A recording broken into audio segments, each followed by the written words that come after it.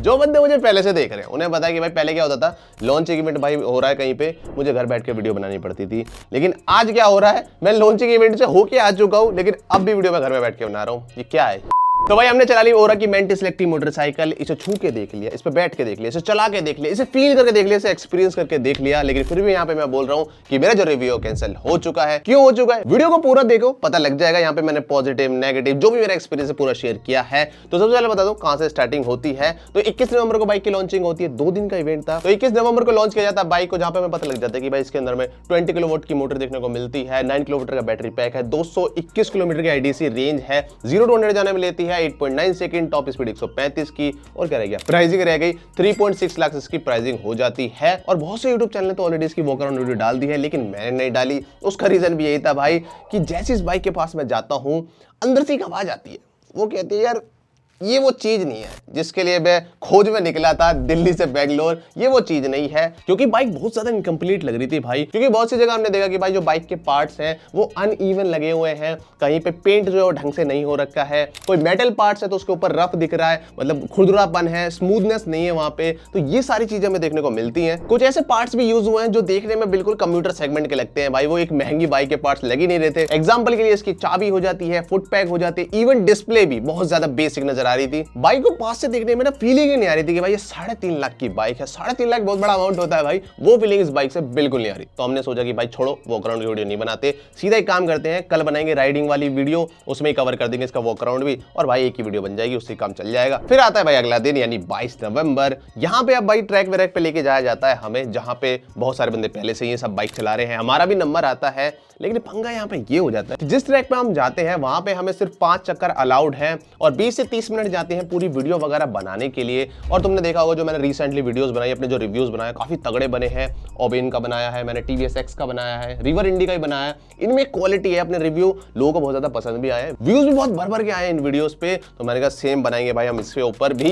लेकिन पंगा क्या हो जाता है, ये वीडियोस भाई आसानी से नहीं बनती है, पूरा पूरा दिन लग जाता है। यहाँ पे हमें गिनती के 20 मिनट मिले थे और यहाँ पे बची कुछ कसर भाई पूरी कर दी बारिश ने। जैसी मेरी बारी आने वाली थी ट्रैक पे जाने की, वहां पे हो गई बारिश। फिर 20-30 मिनट भाई डिले हो गया, डिले के बाद मेरी टाइमिंग और कम हो गई।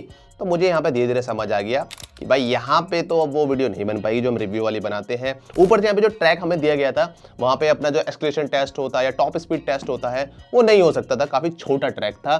तो मैंने कहा अब नहीं बन पाएगा। लेकिन हमें से बहुत से लोग कहेंगे कि यार जैसा मिला था वैसे बना लेता, तो मैंने भी वही किया भाई। तो बाइक हाथ में आते ही मैंने कहा भाई चलो इसका कान ऐड के देखते हैं कितनी पावर है इसके अंदर। तो मैंने एक्सलेशन दिया और भाई बाइक जो जू, लेकिन आवाज जू नहीं आ रही थी, आवाज थी ऐसी आ रही थी कि बाइक इनकम्प्लीट है, प्रोटोटाइप जैसी फीलिंग ये दे रही थी। लेकिन जो पिकअप था वो बहुत ज्यादा अच्छा था, बाइक बहुत अच्छी तरीके से उठी थी, जूम करती चली गई थी।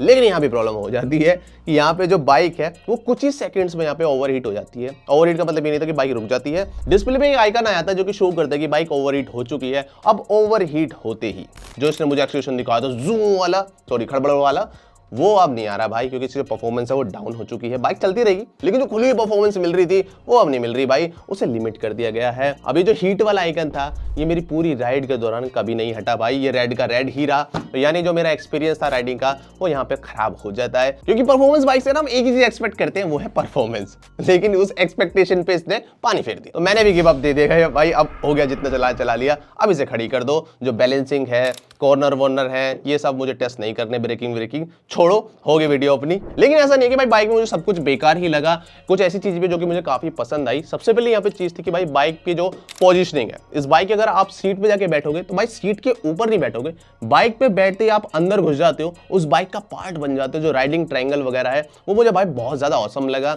लुक्स वाइज ये मुझे पर्सनली काफी अच्छी लगी। लुक्स सब्जेक्टिव है भाई, किसी को नई किट वाला पसंद आता, किसी को नहीं आता, पर्सनली मुझे काफी पसंद आया है। उसके बाद जो सीट थी वो मुझे काफी कंफर्टेबल लगी। मेरी हाइट है 5'9", तो 5'9" वाला बंदा जो है इजिली पूरा बैठ जाता है, पूरे पंजे नीचे आ रहे थे। लेकिन जो 5'5" वाले बंदे होंगे या फिर 5'4" वाले होंगे वो इजिली नहीं बैठ पाएंगे, क्योंकि बाइक थोड़ी सी ऊंची है। उसके बाद कुछ ऐसी चीजें भी है भाई जहां पे मुझे मिक्स फीलिंग आई है, ना ही अच्छा ना ही बेकार, जो कि है इसका डिजाइन में जो उसका टैंक वाला पार्ट है वो कंपनी ने कुछ नया ट्राई करा है, जो कि आप में से कुछ लोग अच्छा लगेगा, कुछ को नहीं लगेगा भाई। लेकिन कंपनी ने डेफिनेटली यहाँ पे कुछ नया ट्राई करा है, जो कि मैं कहूंगा बहुत अच्छी बात है, क्योंकि ईवी के अंदर टैंक को डिजाइन करना काफी ट्रिकी सा होता है, या फिर मैं कहूंगा लोग कंफ्यूज हो जाते हैं कि यहाँ पे क्या बनाना है। तो कंपनी ने यहाँ यहाँ पे टैंक को ना स्कल वाली फीलिंग दी है, इसके आर पार देखा जा सकता है, काफी यहाँ पे गैप है और वहीं पे यहाँ पे चार्जिंग पोर्ट मिल जाता है। दूसरी चीज जो यहाँ पे कंपनी ने नहीं करी है वो ये है कि भाई इस बाइक के अंदर आपको 221 किलोमीटर की आईडीसी रेंज देखने को मिलती है 9 किलोवाट के बड़े बैटरी पैक से। अगर आप इसे अल्ट्रा वोलेट से कंपेयर करोगे तो आपको देखिएगा यार रेंज तो इसकी कम है। इसका रीजन बताता हूँ क्या है। रीजन यहाँ पे ये है कि इस बाइक के अंदर आपको सिर्फ एक मोड देखने को मिलता है,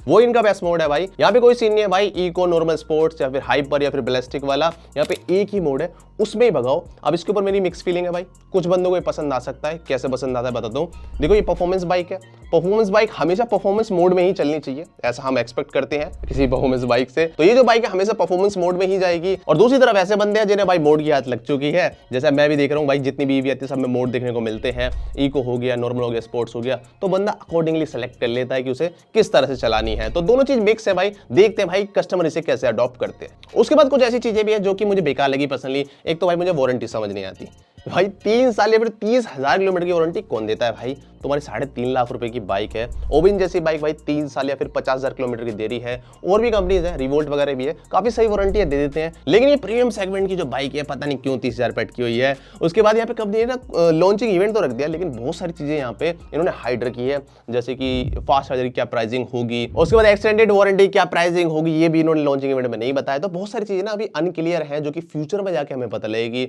और बाइक में तो आपको पता ही है वैसे ही बाइक अनफिनिश है। यहाँ पे और भी चीजें जैसे कि मेरे को याद आ रहा है कि डिस्प्ले जो थी एक एंगल से थोड़ी सी कट जा रही थी, मैं कैसे बताऊँ, मतलब डिस्प्ले के ऊपर एक शीशा होता है, तो शीशा छोटा था और डिस्प्ले थोड़ी बड़ी थी, तो एक एंगल से कुछ जो नंबर्स होते हैं वो नहीं दिख रहे थे। उसके अलावा एक चीज और थी, हाँ साइड स्टैंड सेंसर था, वो भी एक्टिवेटेड नहीं था। बाइक के अंदर जो गूगल मैप्स वगैरह होते हैं वो भी एक्टिवेटेड नहीं थे। तो बाइक को थोड़ा जल्दबाजी में पेश किया गया था, बाइक बिल्कुल भी कंप्लीट नहीं थी। उसके बाद एक क्वेश्चन आपके दिमाग में आ रहा हो कि भाई कितनी वैल्यू फॉर मनी है ये और बताओ। तो देखो मैं इसका कहूंगा कि भाई बाइक ये भी कंप्लीट नहीं है, वैल्यू फॉर मनी का सवाल ही पैदा नहीं होता। कैसे आंसर करें इसे?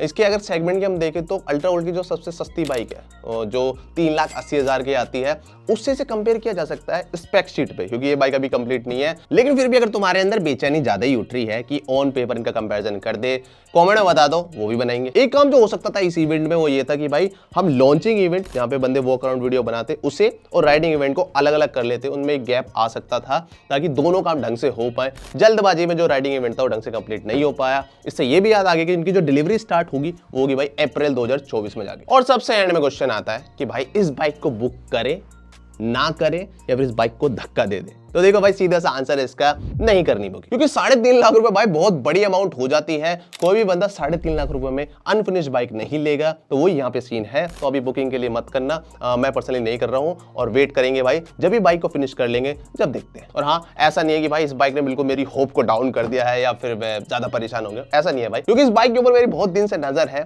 और मेरी बहुत ज्यादा एक्सपेक्टेशन जुड़ी हुई है इस बाइक से और इस कंपनी से भी। जो भी मैंने आपको पूरी वीडियो में बताया एग्जैक्टली सेम वर्ड मैंने इनके जो फाउंडर्स हैं उनको पर्सनली जाके बताए हैं और उन्होंने सारे फीडबैक को भाई नोट डाउन भी करा है और आश्वासन भी दिया है मेरे को कि भाई इन सब पे अब काम किया जाएगा।